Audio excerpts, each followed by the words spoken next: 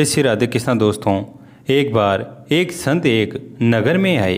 उनके पास उस नगर का एक सेठ आया और कहने लगा कि महाराज, मेरा पुत्र भगवान का नाम नहीं लेता। मुझे फिक्र रहती है कि उसका परलोक कैसे सुधरेगा। सेठ संत को अपने घर आमंत्रित करता है। सेठ अपने पुत्र को संत से मिलवाता है। संत उसके पुत्र को बार बार राधे राधे बोलने को कहते हैं, लेकिन वह बार बार यही कहता है, मैं क्यों बोलूं। लेकिन गलती से एक बार वह गुस्से से कहता है, क्यों बोलूं मैं राधे राधे।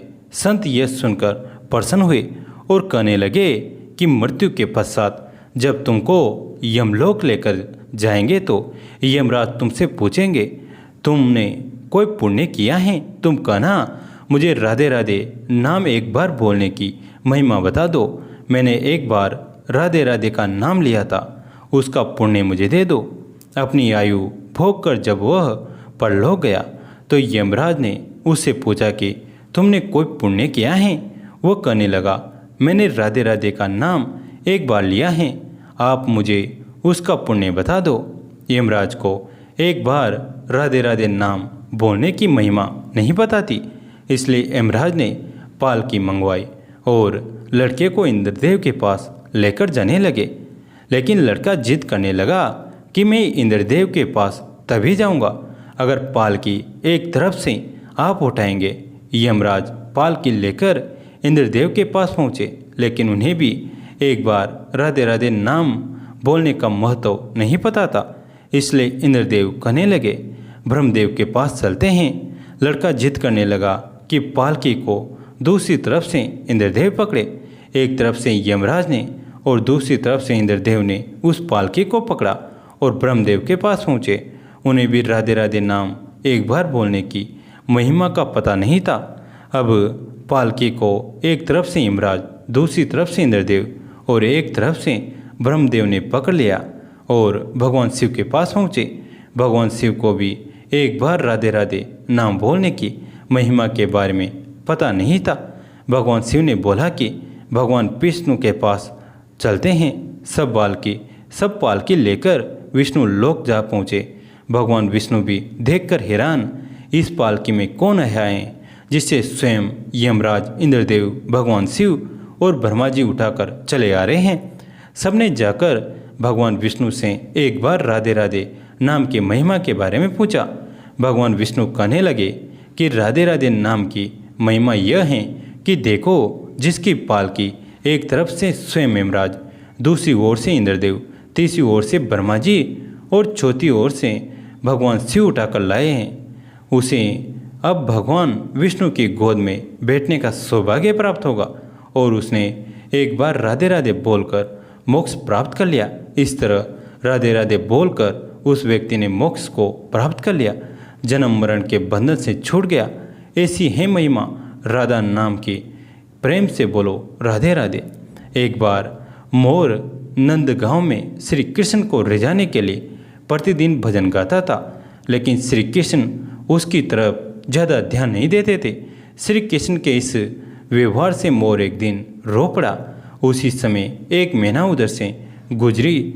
उस मोर से पूछने लगी, यह तो श्री कृष्ण का द्वार है, यहाँ क्यों रो रहे हो?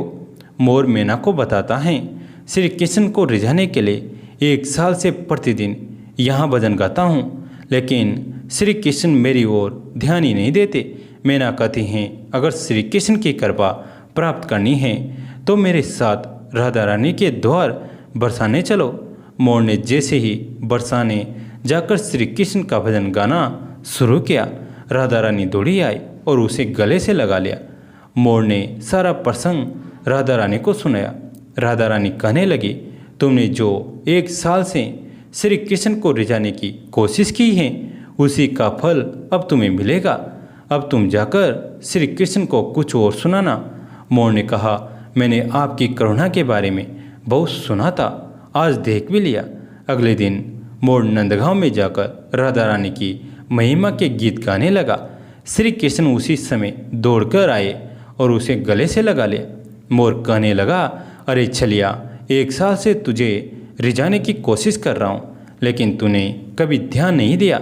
अब जब राधा रानी की कृपा प्राप्त हुई तो आकर मुझे गले से लगा लिया। श्री कृष्ण कहते हैं कि किसी के मुख से रा अक्षर सुनते ही मैं उसे भक्ति प्रदान करता हूँ और दा अक्षर सुनते ही राधा रानी का नाम सुनने के लालसा से उसके पीछे पीछे चला जाता हूँ। श्री कृष्ण ने उस दिन मोर को वचन दिया कि मैं आज से तेरे मोर पंख को अपने सिर पर धारण करूँगा। राधा रानी के बिना श्री कृष्ण की पूजा अर्चना अधूरी मानी जाती है। माना जाता है कि राधा रानी की कृपा प्राप्त होने पर श्री कृष्ण की कृपा स्वतः प्राप्त हो जाती है। एक संत वृंदावन में रहा करते थे। श्रीमद् भागवत में बड़ी निष्ठा उनकी थी।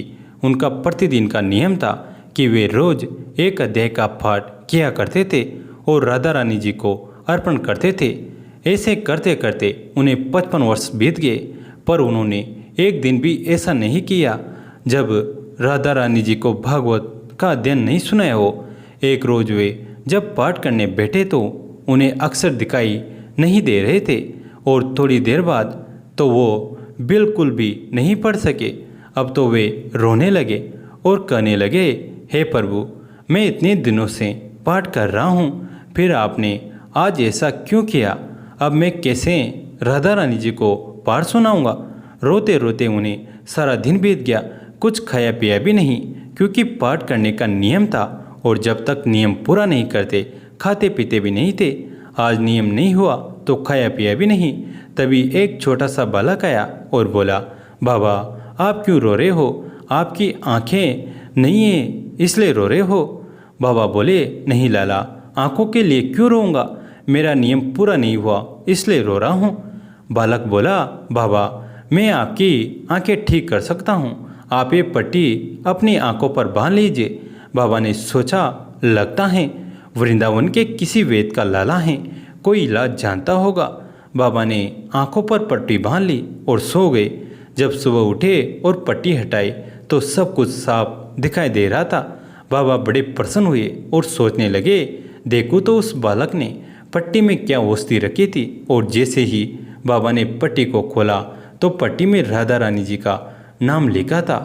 इतना देखते ही बाबा फूट फूट कर रोने लगे और कहने लगे, वाह किशोरी जी, आपके नाम की कैसी अनंत महिमा है।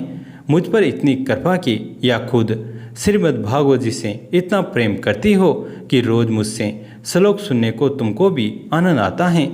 मन मंदिर में ज्योति जगा तुम देना, मेल मन की मेरे तुम हटा ही देना।